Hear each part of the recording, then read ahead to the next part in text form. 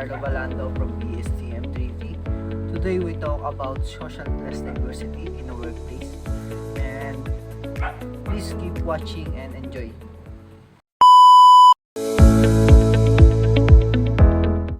So first of all, hi, I'm Jenny Kamunay. And first of all, what do we mean about social class diversity? So social class diversity refers to the inclusion of individuals from various social economic backgrounds within the workplace. This diversity includes different levels of income, education, occupation, and social status.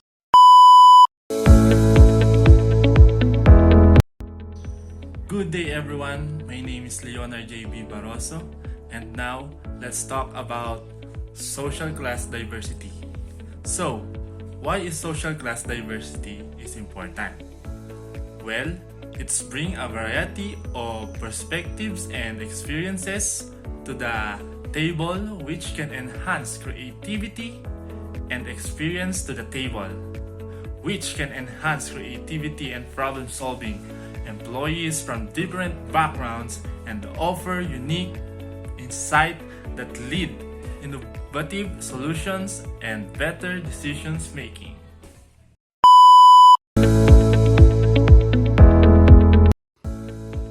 Benefits of social class diversity. Let's talk about some specific benefits of social class diversity in the workplace.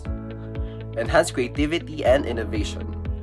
Diverse teams are more likely to come up with unique ideas and approaches. Improve employees' engagement. When employees feel represented and included, they are more likely to be engaged and motivated. Better customer understanding. Better customers understanding, a diverse workforce can better understand and serve a diverse customer base. Attracting top talent. Attracting top talent, companies known for their diversity are often more attractive potential employees.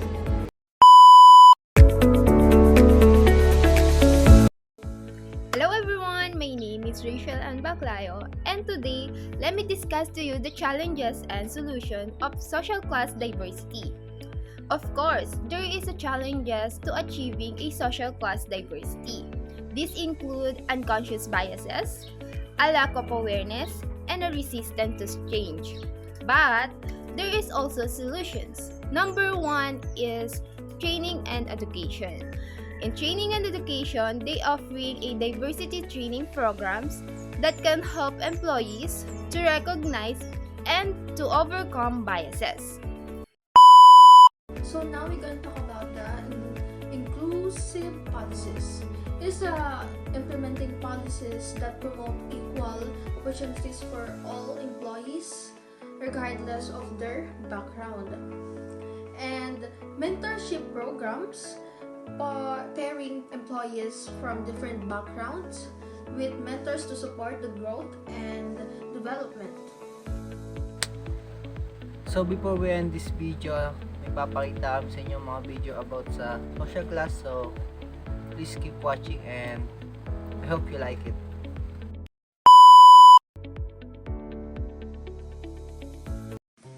And before we start this interview, I just want to know what is your name, I am Ritz Shane S. Coaching, what year, level, and section are you? BSTM 32. Okay. Let's proceed to the question. So I just want to ask a question and you just need to answer it.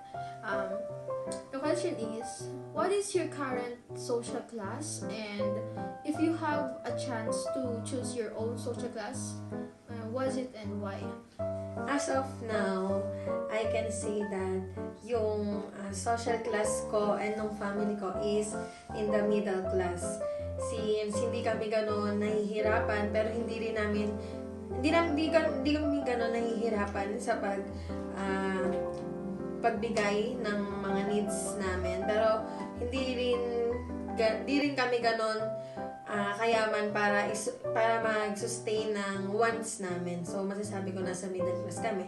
At kung tatanungin naman ako kung saan ako kung pagbibigyan ako ng pagkakataong mamili ng class ko is sa middle pa rin. Kasi nandito na kami, nandito yung status ko, ito yung nakasanayan ko. And para sa akin, ang pagiging middle class ay sakto lang ang hirap niya, hindi rin siya ganun kadali. Kasi balance lang yung nagagawa mo sa buhay. Okay, thank you.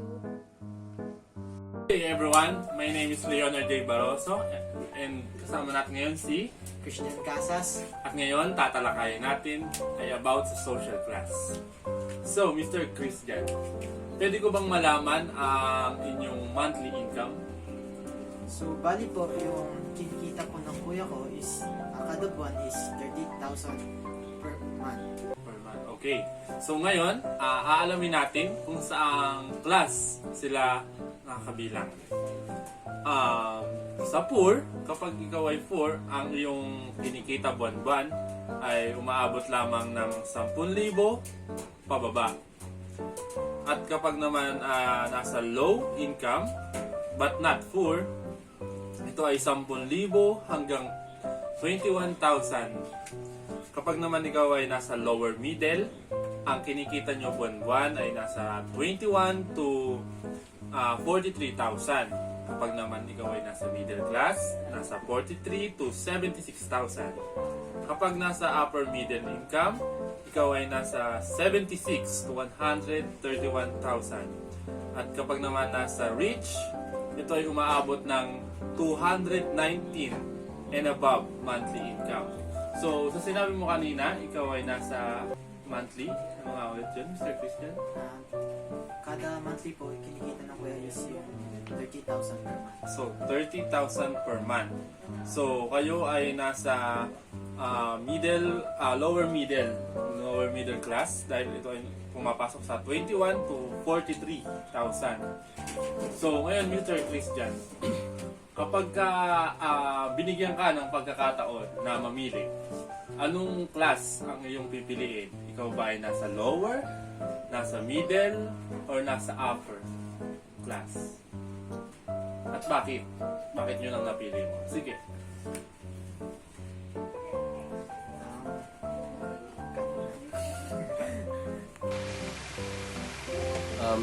So the question is, what type of social class are you in?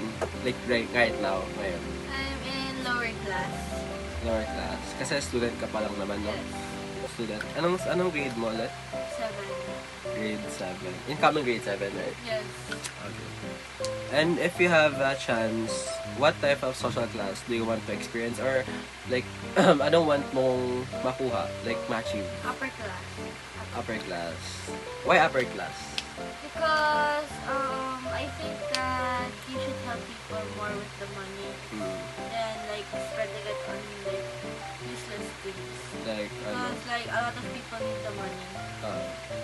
so you want to share your money Yes, like that. sa I want to homeless? give it to charity. I want to donate. Yes, and charities. Kasi nga, you want to help other people. Yes, because with I your believe money. that kindness is And di ba, like kindness, parang pag nagbigay ka sa iba, like nag-share ka sa iba, babalik siya sa'yo ng yes, double, di ba? like it will come back to you. Even like bigger. Yeah. Then, what would you do to achieve that kind of social class? I think that you should never give up and focus on your goal. Work hard. Yeah. Even though if you're like going through like hard times. Yeah, lots of stuff na nakaka-down. Just remember that you have one goal. Yeah, and your goal is to be wealthy Yes. in the help future, people. help people, and to donate to the charity. Kasabi mo ka kanina. So, thank you po. So, ngayon nandito tayo sa Fora and maghahanap tayo ng individual na i-interviewin about their social class. Let's go!